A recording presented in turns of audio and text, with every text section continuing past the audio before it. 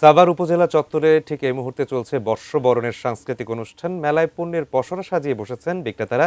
বিস্তারিত জানতে আমরা সরাসরি যুক্ত হচ্ছি, সেখানে রয়েছেন সহকর্মী কামরুজ্জামান। সেখানকার আনুষ্ঠানিকতা কেমন চলছে এবং উৎসব কেমন উদযাপন হচ্ছে?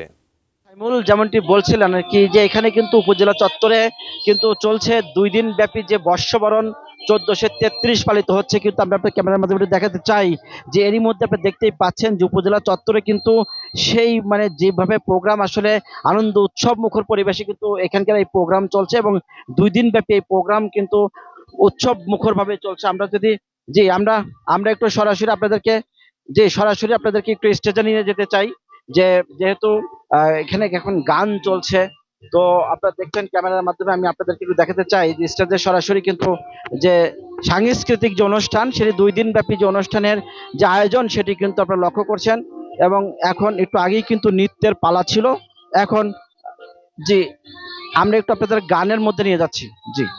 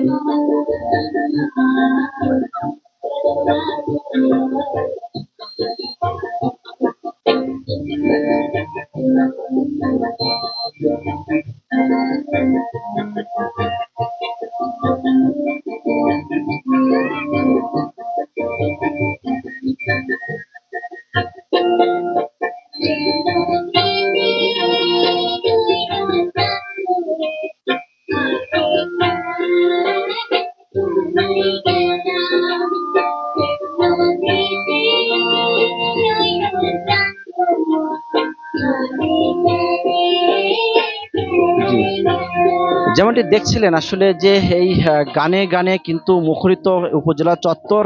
আমরা একটু আপনাদেরকে অডিয়েন্সদেরকে একটু দেখাবো যে আসলে এখানে প্রচুর অডিয়েন্স, কিন্তু তারা দর্শক এখানে এসেছে আজকের এই গান উপভোগ করার জন্য। এবং ছোট ছোট কচিকাঁচা বাচ্চারাও তারা কিন্তু পারফরমেন্স করার জন্য এখানে এসেছে। এবং তাদের পরিবার পরিজন নিয়ে তারা যে আজকে দেখতেই পাচ্ছেন, এখানে কিন্তু এই উপজেলা চত্বর কিন্তু এখন পুরোটাই কিন্তু আনন্দে উৎসবে মুখরিত হয়েছে।